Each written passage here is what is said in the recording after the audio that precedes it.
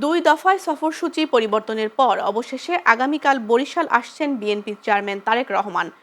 দীর্ঘ প্রায় ২০ বছর পর তার এই বরিশাল সফর।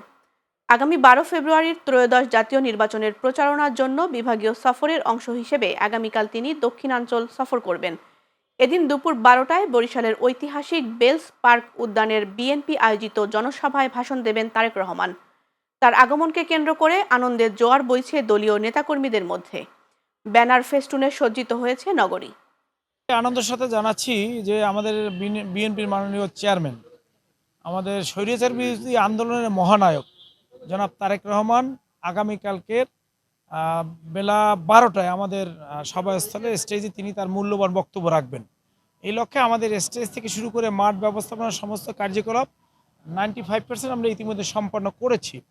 আর 5% যেটা আছে সেটা হাইকমান্ড থেকে তাদের একটা টিম আসছেন, তারা ওটা দেখবেন, দেখে ওটাকে পরিবর্তন প্রয়োজন হলে তারা ইনস্ট্রাকশন দিলে আমরা সেটা করব।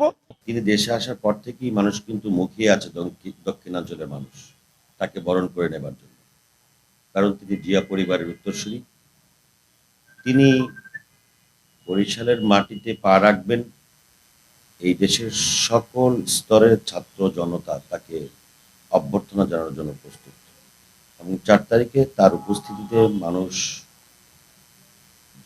মানুষগুলোর সমাগম ঘটবে। আমার মনে হয় বরিশালের ইতিহাসের সবচেয়ে বড় সমাবেশ।